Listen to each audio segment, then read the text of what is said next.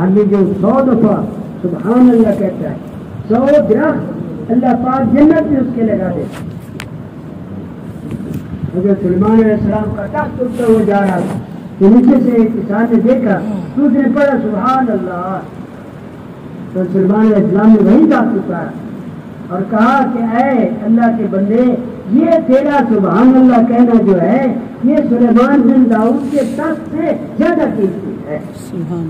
کیونکہ میرا تخت تو ایک دن ختم ہو جائے گا لیکن یہ تیرا سبحان اللہ کا ہوا یہ ہمیشہ کے لیے باقی ہے.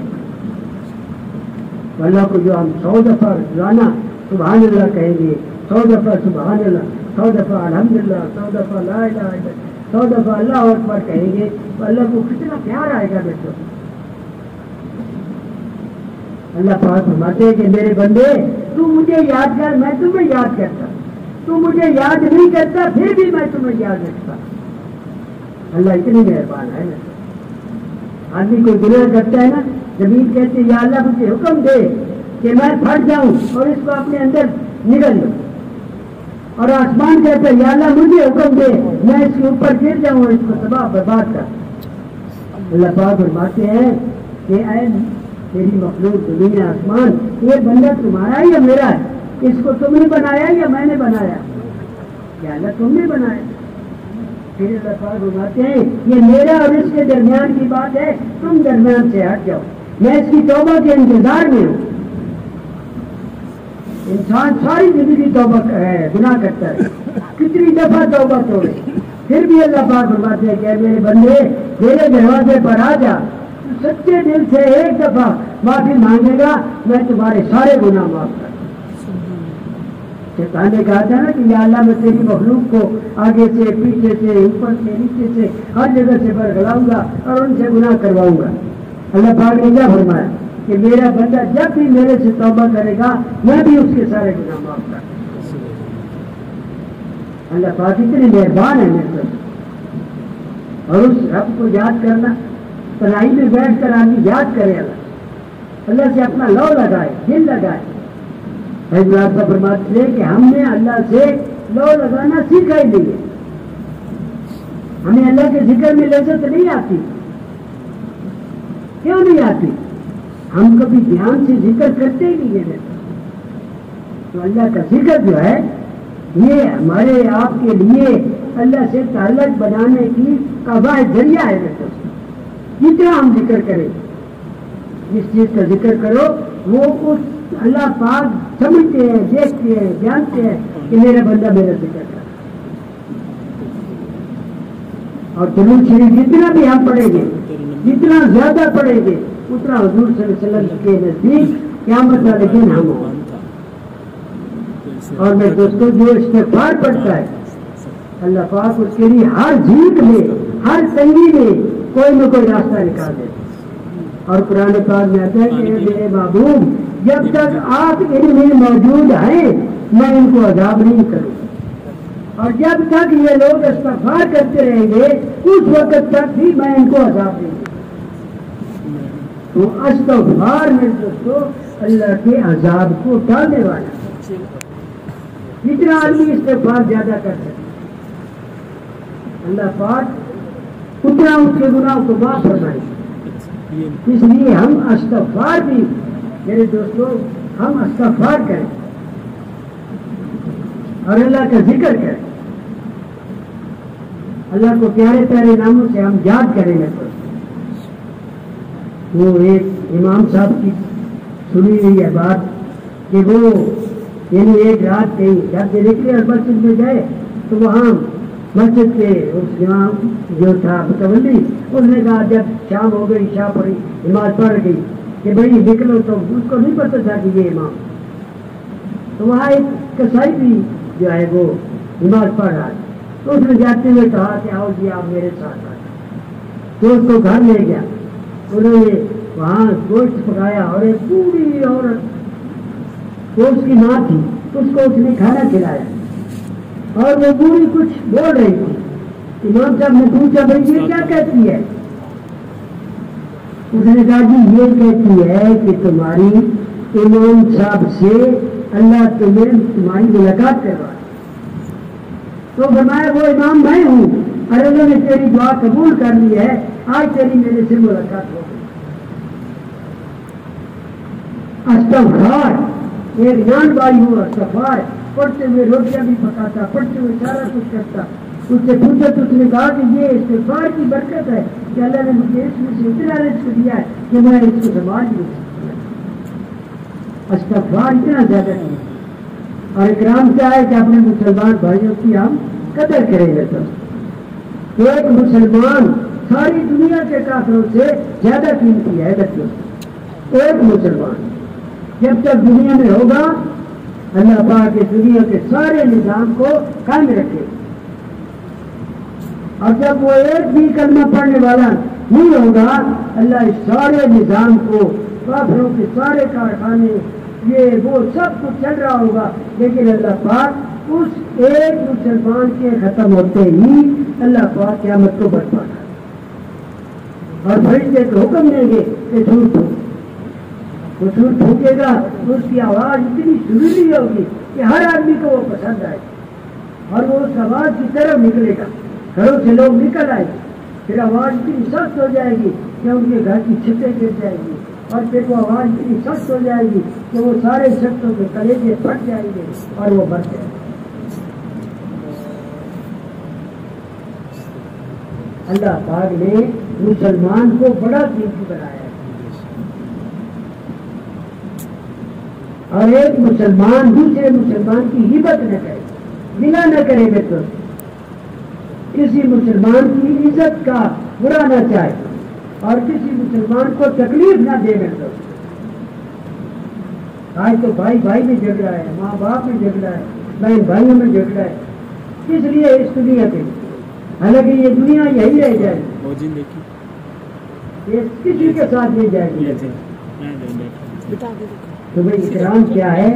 سب سے بڑا اکرام یہ ہے کہ ایک بھائی جو ہمارا یعنی اللہ سے دور رہ کر زندگی گزار رہا ہے، بھٹکا ہوا ہے، اس کو اللہ کے راستے کی طرف لانا، اس کی منت بچامت کر کے اس کو اللہ کے راستے میں نکالنا، اور اس کو نمازی بنانا، اور جو ہے اس کو اللہ کے راستے میں چلانا، یہ سب سے بڑا اکرام ہے۔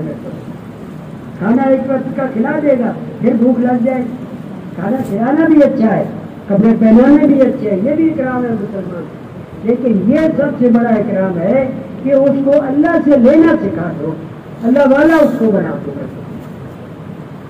یہ سب سے بڑا اکرام۔ اور مسلمان جو ہے وہ میرے دوستوں یعنی آخرت میں جو کمزور مسلمان ہوں گے، غریب مسلمان ہوں گے اور جنت میں ہوں گے، اللہ تعالیٰ ان کو فرمائیں گے کہ جاؤ جہنم میں سے یعنی ان کو نکال کر لے آؤ، جس نے تمہیں دنیا میں پانی پلایا ہوگا یا کھانا کھلایا ہوگا یا کوئی اور بھلائی تمہارے ساتھ کی ہوگی، تو وہ جلدی جب جہنمیوں کی لائن سے گزرے گا کچھ لائن میں یہ کہے گا کہ بھائی تو مجھے نہیں پہچانتا، میں وہی ہوں جو جس نے تمہیں فلاں وقت میں پانی پلایا تھا۔ تو وہ اللہ کے دربار میں حاضر ہو کر اس کی سفارش کرے گا، اس کی سفارش پر وہ اللہ پاک اس کو جنت میں داخل کرے گا۔ مسلمان اتنا قیمتی ہے، اور یہ دوستوں اخلاص کیا ہے؟ اللہ کی رضا، بس اللہ ہمارا مطلوب ہے، اللہ ہمارا مقصود ہے، ہم تو اللہ کو چاہتے ہیں، اللہ کی مخلوق کی خدمت کر کے ہم اللہ کو راضی کرنا چاہتے ہیں۔ اللہ اپنی مخلوق کی خدمت سے جتنا راضی ہوتے ہیں، اللہ پاک نے دیکھ لو وہ ایک ٹھنڈی عورت نے بلی کو پانی جیسے کتے کو پانی پلایا تھا، وہ بھی اس کی مخلوق ہے، اللہ کی اور مجھس مخلوق ہے، اس پر اس نے ترس کیا تو اللہ نے اس کی وجہ سے اس کو معاف کر دیا۔ اور اگر ہم انسان کو ایک دوسرے کے ساتھ بھلائی کریں گے، نیکی کر دریا میں ڈال، کیا مطلب کہ کسی کے ساتھ نیکی کرنے کے بعد اس پر احسان نہیں جتلانا، اس کو یہ نہیں کہنا کہ میں نے تیرے ساتھ یہ نیکی کی، نہ مطلب ہم تو اللہ سے اجر لینے والے بنے، اللہ کے خزانے بڑے پڑے۔ اللہ پاک قیامت والے دن فرمائیں گے میں خلاق اطلاق ہوں، تم لوگ دنیا میں شرکت پر ایک دوسرے پر راضی ہوتے تھے، میں شرکت سے بیزار ہوں. آج جس نے جو عمل جس کے لیے کیا ہے اسی سے اس کا بدلہ لے گا. کہتے ہیں 100 حصے میں اگر 99 حصے اللہ کی رضا ہوگی اور ایک حصہ غیر کی رضا ہوگی تو اللہ پاک اس عمل کو اس ایک حصے والے کے حوالے کر دے گا.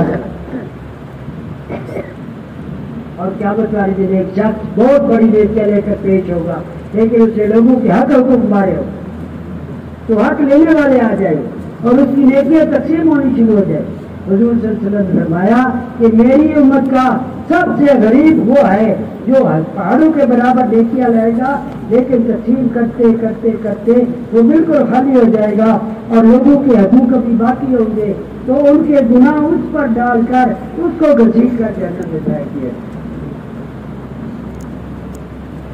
یہ قرآن مسلم میں آتا ہے دوستوں کہ بھائی مسلمان کا احترام کتنا ضروری ہے. دنیا میں حق حقوق ادا کر دو جو ایک دوسرے کا لینا دینا ہے دنیا ہی میں ادا کر کچھ بھی نہیں ہو سوائے نہیں کا بات. یہی دنیا میں تو سارا کچھ ہو سکتا ہے. معافی بھی دان سکتا ہے دے بھی سکتا ہے لے بھی سکتا ہے سارا کچھ کر سکتا ہے. اور میں دوستوں حضور صلی اللہ علیہ وسلم خاتم النبیین ہے. یہ امت حضور صلی اللہ علیہ وسلم کی امت ہے. اس امت کی شان پہلے نبیوں کو بتائیے.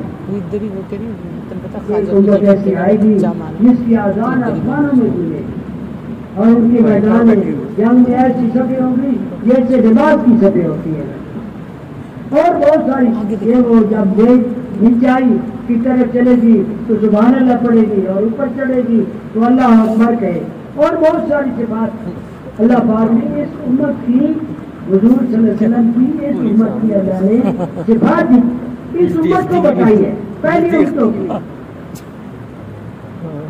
پہلی امتوں کی خرابیاں اللہ نے اس امت کو بتائی ہے اور اس امت کی صفات پہلی قوموں کو بتائی کہ ایک آخر میں ایسی امت آنے والی ہے جو جس کے یہ اعمال ہوں گے. تو نبیوں نے درخواست کی کہ اللہ وہ امت تو ہمیں دے دے. حضور صلی اللہ علیہ وسلم نے فرمایا نہیں یہ میں نے اپنے پیارے نبی احمد محمد صلی اللہ علیہ وسلم کو یہ امت دے دی. یہ اس امت میں اللہ نے ہمیں آپ کو پیدا کیا ہے.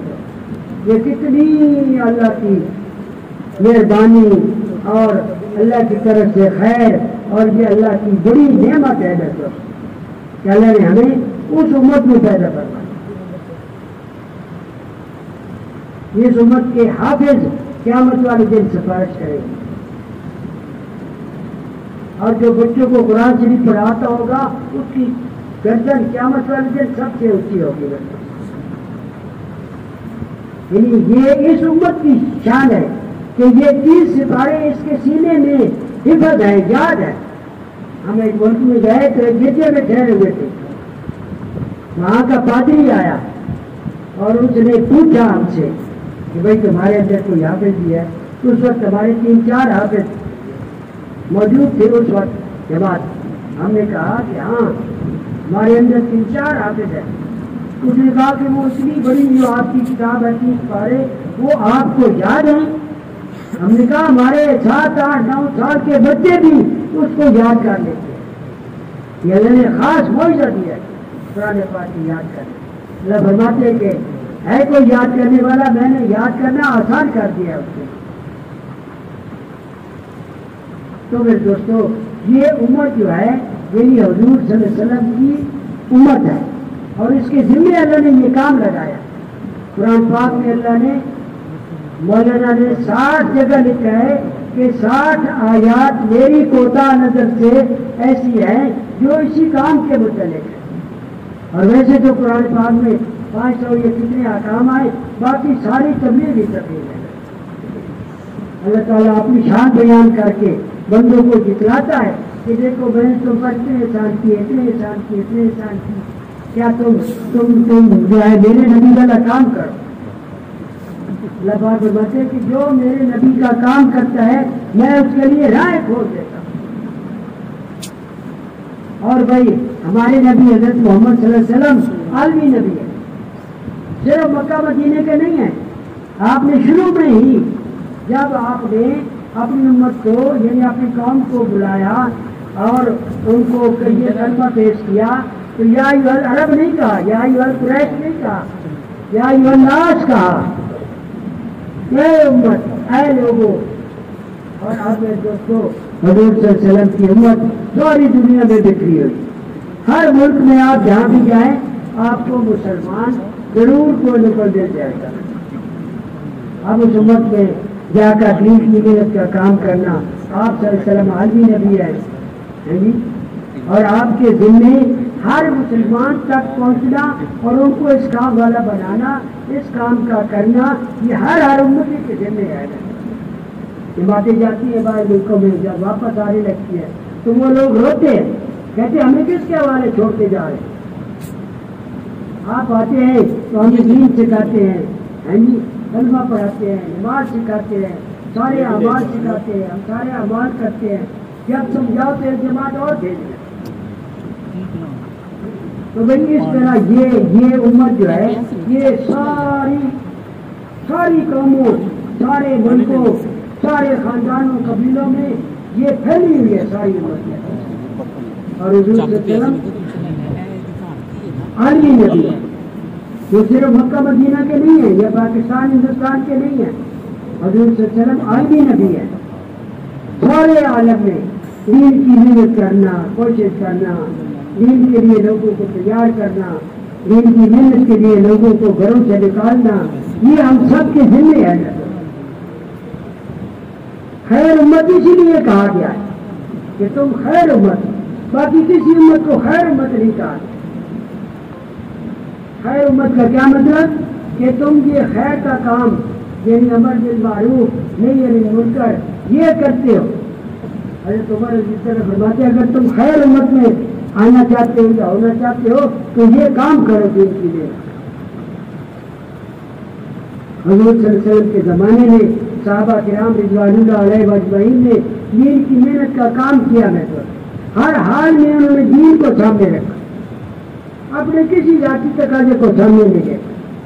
جہاں بھی ضرورت پیش ہو, صلاۃ الجامعہ جب بھی ہوتی تھی اس کا مطلب یہ ہوتا تھا کہ حضور صلی اللہ علیہ وسلم جب لوگ اکٹھے ہوتے تھے ان کو کبھی کہیں کسی جماعت کو کسی طرح بھیج دیتے, کسی جماعت کو کسی طرح بھیج دیتے, کسی جماعت کو کسی طرح بھیج دیتے, اسی دین کی محنت کے لیے, لوگوں کو کلمہ پڑھانے کے لیے, دین سکھانے کے لیے, سمجھانے کے لیے.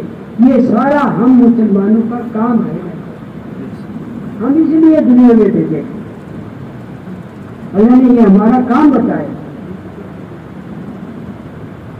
کہ تم بہترین امت ہو, کہ تم دنیا میں یعنی گھروں سے نکالے گئے ہو یا ماں کے پیٹوں سے نکالے گئے ہو. کس لیے؟ امر بالمعروف نہیں یعنی منکر کرتے ہو. اور میں دوستو یہ کام ایسا ہے جس کا ثواب نبیوں کے پیمانے پر ملے گا. یعنی ایک آدمی نے ایک کو نماز سکھائی, اس نے آگے 2 کو سکھائی, اس نے آگے 4 کو سکھائی, اس نے آگے 6 کو سکھائی, تو سارا ثواب اس کے کھاتے میں لکھا جائے گا. اور کہتے ہیں کہ مرنے کے بعد بھی اس کا عمل نامہ کھلا رہتا ہے. کیا مطلب کہ جن لوگوں کو انہوں نے دین سکھایا, انہوں نے آگے سکھایا, انہوں نے آگے سکھایا, تو قیامت والے دن ایک شخص کا نام عمل نامہ پیش ہوگا تو اس میں بڑے حج اور بڑے مدرسے اور بڑے حافظ اور بڑے عالم اور بڑا کچھ لکھا ہوگا. وہ عرض کرے گا یا اللہ یہ تو میرا عمل نامہ ہی, میں نے اتنے حج نہیں کیے, اتنے مدرسے قائم نہیں کیے, اتنے عالم نہیں بنائے, کچھ بھی نہیں کیا. تو اللہ پاک فرمائیں گے کہ آج جھوٹ کا دن نہیں ہے, آج سچ کا دن ہے, یہ تیرا ہی عمل نامہ ہے. تم نے ایک جگہ بات کی, ایک شخص کے دل میں اللہ نے ڈالا, اس نے کہا میں حافظ بنوں گا, عالم بنوں گا. وہ حافظ عالم بنا, اس نے آگے مدرسہ بنایا, اس میں سے کئی طالب علم پڑھ لکھ کر عالم حافظ مفتی بنے، انہوں نے آگے مجلس جاری کیے، انہوں نے آگے مجلس جاری کیے، اسی طرح کرتے کرتے کرتے یہ سارا ثواب ہم نے ان کو بھی دیا اور یہ سارا ثواب آپ کے کھاتے میں بھی دے دیا۔ تو دوستو یہ کتنا اونچا کام ہے، اللہ پاک کا کرم ہے، اللہ پاک کی مہربانی ہے کہ اللہ نے ہمیں اس زمانے میں پیدا کیا جب یہ کام ہو رہا ہے دوستو۔ اور کام کرنے والے جو ہیں وہ بھی بہترین ہیں اور کام بھی سب سے اونچا ہے اور اس کے کرنے والے جو ہیں جب ہم مال جان وقت اس کام کے تقاضوں میں لگائیں گے تو اللہ تعالیٰ ہمارے دنیا کے تقاضوں میں بھی اللہ پاک برکت دے۔ اللہ احسان صاحب یہاں تشریف لائے تھے اس برکت دے تو انہوں نے بیان کیا تھا کہ جو آدمی ہر سال 3 کلو لگائے گا اللہ تعالیٰ اس کے مال میں کیسی برکت دے۔ جو ایک باغ والے کا واقعہ سنایا کہ ایک آدمی کے ساتھ چل رہا تھا اور بادلوں میں سے آواز آئی کہ فلاں باغ کو فلاں آدمی کے باغ کو پانی دو۔ وہ بڑا حیران ہوا، اس نے کہا بھائی یہ اللہ نے کیسے بندوبست کیا؟ تو وہ دیکھ کر تھوڑی دیر میں بارش ہوئی اور پانی جہاں جا رہا تھا وہ آدمی بھی ساتھ ساتھ چل کر گیا۔ وہاں گیا تو اس نے باغ میں دیکھا کہ ایک آدمی ہے اور وہ کشتی سے اپنا پانی لگا رہا ہے باغ۔ اس نے پوچھا بھائی تمہارا نام یہ ہے؟ اس نے کہا کہ نام تو یہ ہے لیکن تجھے کس نے بتایا؟ تم آج میری پہلی ملاقات ہے، تم نے تو مجھے دیکھا نہیں، میں نے بھی نہیں دیکھا۔ انہوں نے کہا ہم نے یہ بتا پہلے کہ تو اس باغ میں کیا کام کرتا ہے؟ اس نے کہا کہ جب باغ کی فصل اٹھاتا ہوں تو 3 حصے کرتا ہوں، ایک حصہ پھوکرا، مہاجرین، مسکین، بیوہ اور ان اجر زکات ان چیزوں میں خرچ کر دیتا ہوں، اور ایک حصہ جو ہے وہ اپنے بال بچوں کے لیے گھر لے جاتا ہے، اور ایک حصہ دوبارہ اس باغ کی گوبھی پر اور اس کی خدمت پر اور اس باغ کے اوپر دوبارہ لگا دیتا ہے۔ تو فرمانے تھے کہ تیسرا حصہ اس نے اللہ کے راستے میں لگایا۔ تو اللہ نے کتنا انتظام کیا کہ اس کا باغ خشک ہو رہا تھا، اللہ نے اس کو پانی دینے کا بندوبست کیا۔ تو میرے دوستوں جو ہر سال 4 مہینے لگائے گا اللہ اس کے مال میں، جان میں، اولاد میں اللہ پاک ایسی برکت عطا فرمائے کہ اس کی 8 مہینے کی کمائی جو ہے وہ سارا سال کافی ہو جائے، اور اللہ پاک اس کو ایسا برکت والا رزق دیں گے کہ اللہ اس کی ساری ضرورتیں پوری کرے۔ فرمایا کہ جو دین کے کاموں میں دل نہ چاہتے ہوئے پھر بھی اپنا مال جان وقت ان تقاضوں میں خرچ کرے گا، ان کا مال اللہ پاک ایسے موقعوں سے بچائیں گے جہاں اس کا دل نہیں چاہتا ہوگا، مثلا تھانوں سے، کچہریوں سے، مقدموں سے اور ضائع ہونے سے، یعنی ہر جگہ سے اللہ اس کی حفاظت فرمائیں گے جو مال جان وقت کو اللہ کے راستے میں لگاتا ہو۔ اللہ کا راستہ میرے دوستوں بہت اونچا راستہ ہے، اس کے لیے تو اللہ نے اپنے برگزیدہ بندے بھیجے اور بندوں کو کتنی تکلیفیں دی امتوں نے، لیکن اللہ نے اپنے نبی اپنے دین کے سلسلے میں نبیوں کو بھیجنا بند نہیں کیا۔ اللہ برابر نبیوں کو بھیجتے ہیں۔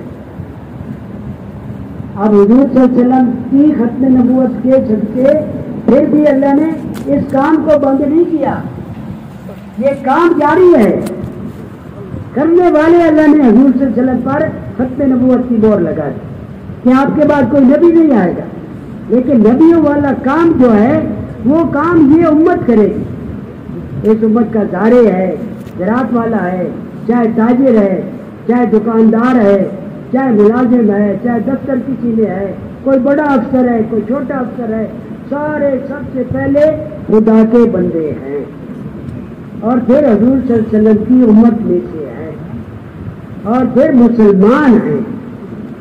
3 نسبتیں ہیں میرے دوستوں، 3 نسبتوں کی وجہ سے اللہ نے ہمیں یہ کام عطا فرمایا۔ تو جو اس کام کو کرے گا اللہ پاک سب سے پہلے محنت کرنے والوں میں اللہ دین کو ان کی زندگی میں لائیں گے، وہ خود دیندار بنے گے، ان کی اولادیں دیندار بنے گی، اور جن میں محنت کی جا رہی ہے ان میں جس کو اللہ چاہے گا ہدایت دے گا، جس کو نہیں چاہے گا نہیں دے گا۔ ہادی تو اللہ کی ذات ہے، ہدایت ہمارے اختیار میں نہیں ہے، ہادی تو اللہ کی ذات ہے، ہدایت دینے والے اللہ ہیں۔ اللہ نے پیغمبروں کے بیٹے نوح علیہ السلام کے بیٹے کو دیکھ لو، صالح علیہ السلام کی بیوی کو دیکھ لو، بچے کو دیکھ لو، تو ہدایت اللہ کے اختیار میں ہے نا دوستو۔ ہم کسی کی ہدایت کے ذمہ دار ٹھیکیدار نہیں ہیں۔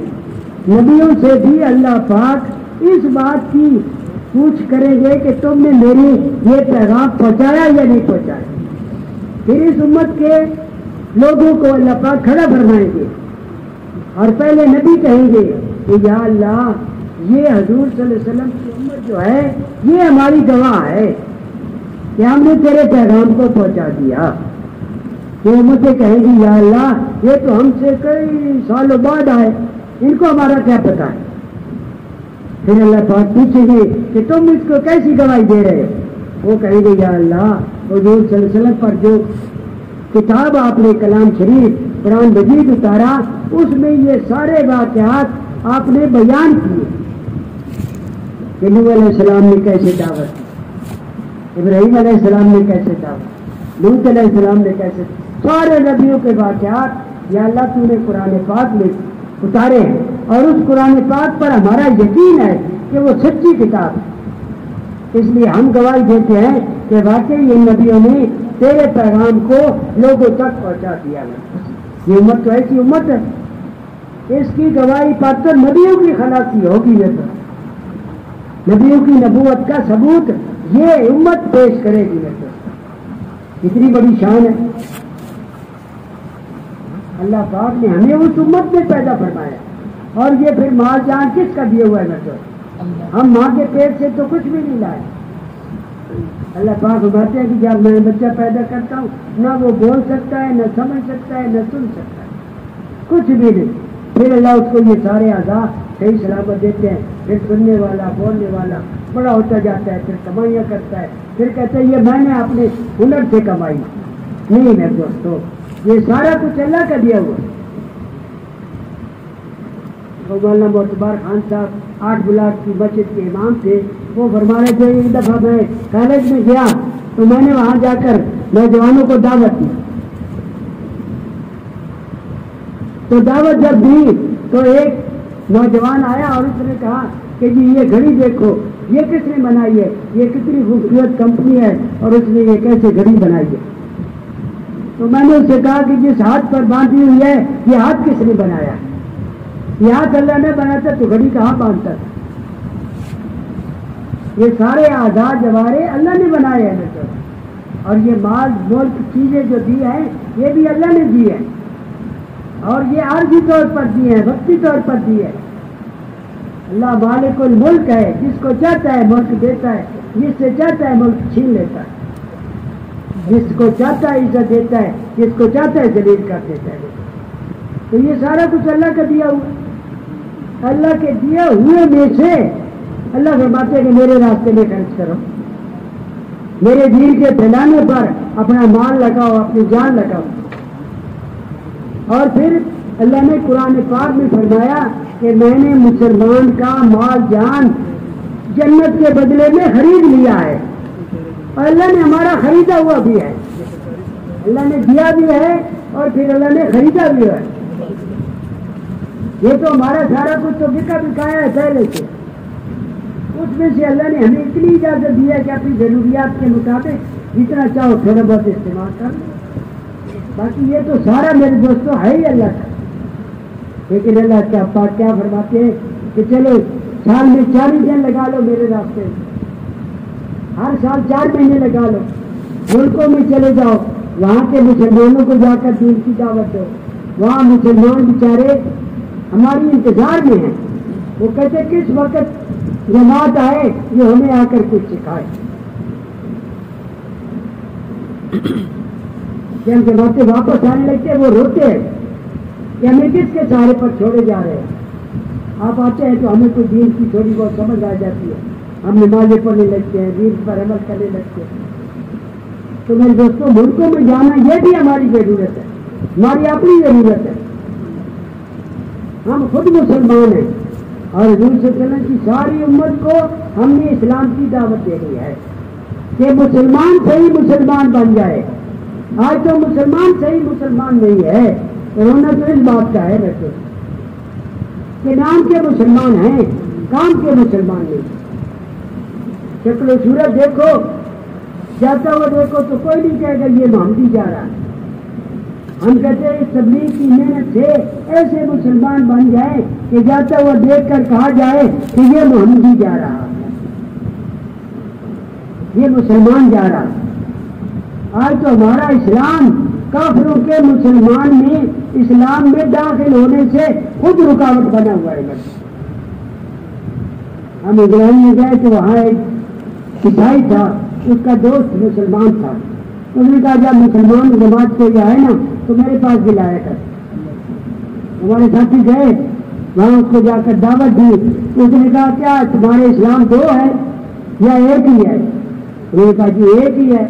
کہتے یہاں کے مسلمانوں کو جب ہم دیکھتے ہیں تو ہمارے سے پہلے وہ کلب میں ہوتے ہیں, جوئے خانے میں ہوتے ہیں, ان کے ساتھ لڑکیاں ہوتی ہے, یہ ہوتا ہے وہ ہوتا ہے, امت کی برائیاں بیان کرنے لگتے. اس نے ساتھیوں نے کہا کہ یہ ہمارے بگڑے ہوئے مسلمان ہیں, ہم ان کی اصلاح کے لیے تو ان کے پاس آئے ہیں.